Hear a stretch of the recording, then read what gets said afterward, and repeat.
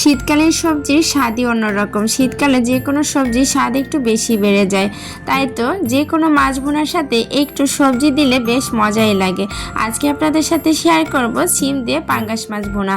আসসালামু আলাইকুম, কেমন আছেন সবাই? আশা করি সবাই এসে ভালো আছেন। আর অনেক দিন পরে আজকে একটা লং ভিডিও নিয়ে চলে আসলাম। খুবই সিম্পল রান্না, পাঙ্গাস মাছ দিয়ে সিম দিয়ে ভুনা করব। তো প্রথমে মাছটাকে আমি ভালো মতো ভেজে নিয়েছি আর এখন মশলাটাকে ভালো মতো কষিয়ে নিচ্ছি। পাঙ্গাস মাছ ভুনার ক্ষেত্রে অবশ্যই পাঙ্গাস মাছটাকে ভালো মতো লাল লাল করে ভেজে নিতে হবে। তারপর যদি ভুনা করতে হয় অবশ্যই মশলাটাকেও খুব ভালো মতো কষিয়ে নিতে হবে। মশলা কষানোর ক্ষেত্রে কিন্তু রান্নাটা বেশি স্বাদের হবে। তো এখানে আমি মশলাটাকে যখন ভাজতে ভাজতে একেবারে তেলটা উপরে উঠে এসেছে তখন আমি এর মধ্যে মাছগুলোকে দিয়ে দিয়েছি।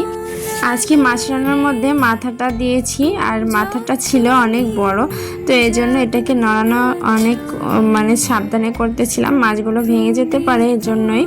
আর একটু পানি দিয়ে ভালো মতো মশলার সাথে কষিয়ে এবার মাছগুলো তুলে রেখেছি। আর একটু আলুও দিলাম, কারণ আমাদের পরিবারের সবাই আবার আলু প্রেমী, বিশেষ করে আমার হাজবেন্ড, তার জন্য আলু দিতেই হবে সবজির মধ্যে। তো এখন আলুটাকে একটু আগে দিয়ে তারপর একটু ঢাকনা দিয়ে ঢেকে দিলাম যাতে করে সিদ্ধ হয়ে যায় তাড়াতাড়ি।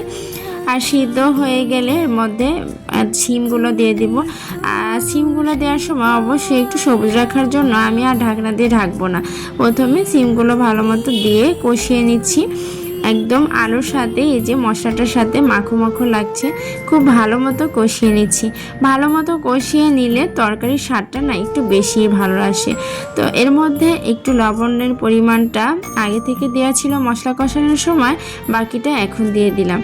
আর এরপরে একটু পানি দিয়ে দিলাম। এই পানিটাই কিন্তু ঝোলের পানি হবে, আর একটু পানি দিতে হবে। অবশ্যই আপনার পরিমাণ মতো দিলে ভালো হবে। একটু যদি হালকা ঝোল বেশি রাখতে ইচ্ছে করে তাহলে পানির পরিমাণটাও বাড়িয়ে দিতে হবে। তো আমি এখানে যে পরিমাণে ঝোল রাখবো সেই পরিমাণে কিন্তু পানিটা দিয়েছি। তো আমি বেশি পরিমাণে একটু ঝোল রাখার চেষ্টা করব, কারণ বাচ্চারা যেহেতু ঝোলটা বেশি পছন্দ করে।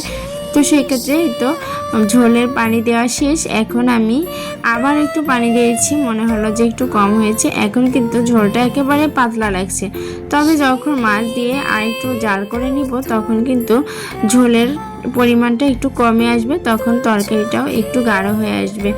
এই পর্যায়ে মাছগুলো উপর দিক থেকে ভালো মতো উল্টে পাল্টে দিচ্ছিলাম যাতে করে মাছের ভেতরে ঝোলটা ভালো মতো ঢুকে, মশলাটা আর মাথাটাও যেহেতু বড় সাইজের, এটাকেও ভালো মতো উল্টে পাল্টে দিচ্ছিলাম। আর এই তো ভালো মতো টকবক করে জাল হচ্ছিল। আর কিছুক্ষণ জাল হওয়ার পরেই তরকারিটাকে নামিয়ে নিব। এভাবে ঝোল ঝোল ভুনা খেতে কে কে পছন্দ করেন অবশ্যই কমেন্টে জানাবেন। সবাই ভালো থাকবেন। আজকের ভিডিওটা কেমন লাগলো অবশ্যই জানাবেন। আজকের মতো এ পর্যন্ত, দেখা হবে নেক্সট কোনো ভিডিওতে আবারও। সে পর্যন্ত সবাই ভালো থাকবেন। আল্লাহ হাফেজ।